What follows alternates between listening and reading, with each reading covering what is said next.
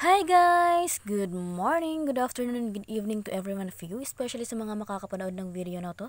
So for today's video, I'm going to share what I'm doing at school and at home, at kahit saan ako magpunta to the moon.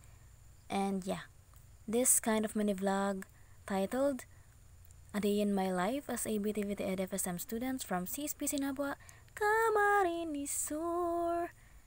So let's go! Diyan nga po pala guys is kakagising ko lang, so yan, nag-video na ako. And as you can see, para akong, chore. So yan, parang nagkakamuta pa ang person.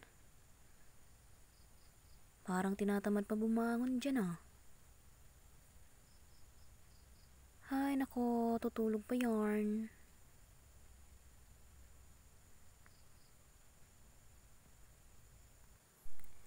So, dito guys, nag-start na akong lumaglaba ng mga damit ko kasi sobrang dami na natambak na for siguro mga 2 weeks na. So, for the sampay ng person.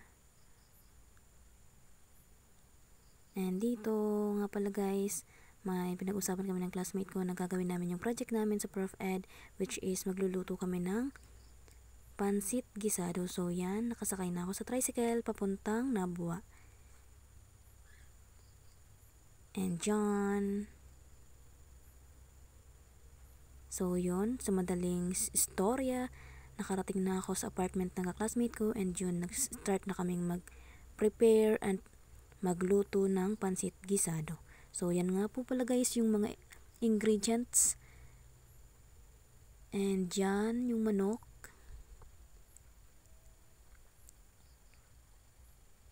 For the halo-halo ang person ng mga ingredients. So yun, ginigisa namin guys yung mga ingredients para sa pansit.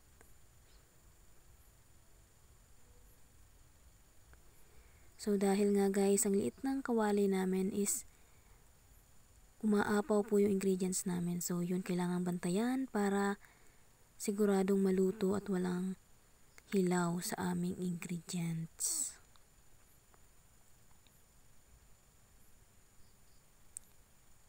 And yun, naluto na nga namin yung pansit gisado, and sabay-sabay kaming kumain ng aming mga classmates, ka-groupmates, parang bonding time ng aming tropa or nung barkada.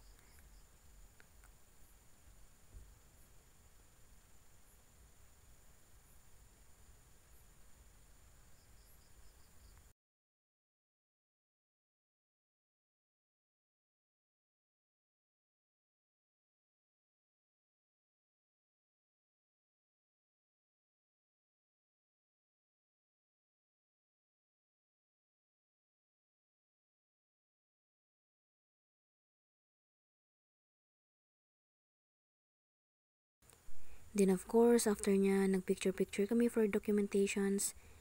And yun, nag-decide na kami na mag-uwian na. And dyan, nakasakay na ako sa multicab, papuntang Iriga. Pauwi na sa amin, pero naisip ko mag-drop by sa Iriga Plaza kung saan ako nagtatrabaho. So kung di nyo ba kalagay is na itatanong, ako po ay isang working student. So nagtatrabaho po ako sa isang pagawaan po, gumagawa po kami ng mga salads, and yung establishment po na tinatrabahoan ko is It's Green or Green Thumb.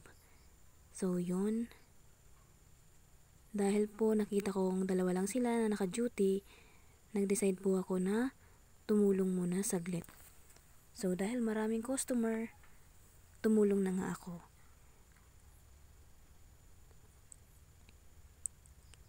And dyan, of course, kailangan naka-gloves tayo para safe, and nakisayaw pa nga ako sa aking katrabaho. Actually, uncle ko po siya, kaso hindi ko po siya tinatawag na uncle kasi mas matanda nga po ako sa kanya, at nalaman ko lang na uncle ko siya nung nagkwentuhan kami about sa mga relatives. So yun, kailangan nga pa guys, importante po is nagre-reunion din tayo para alam natin kung sino yung mga kamag-anak natin. So ayan, ginagawa ko po yung potato fries. At yung mga tinta nga po pala namin guys is mga fresh. So kahit yung potato fries po is fresh po siya. So, yan, piniprito ko nga po yung fries. And next ko naman pong ginawa is yung vegetable salad and yung mango Sicilian salad.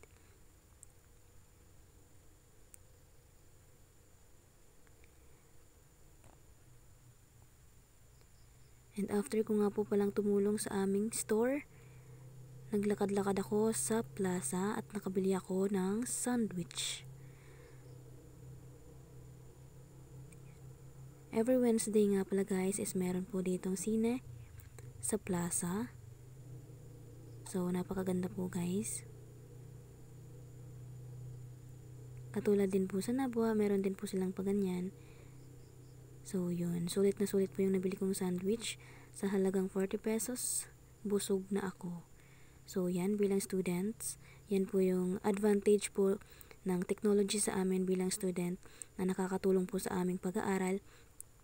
At dahil po sa technology, natutulungan po kami nito na gawin yung aming mga activities at mapadali yung mga aming gagawin.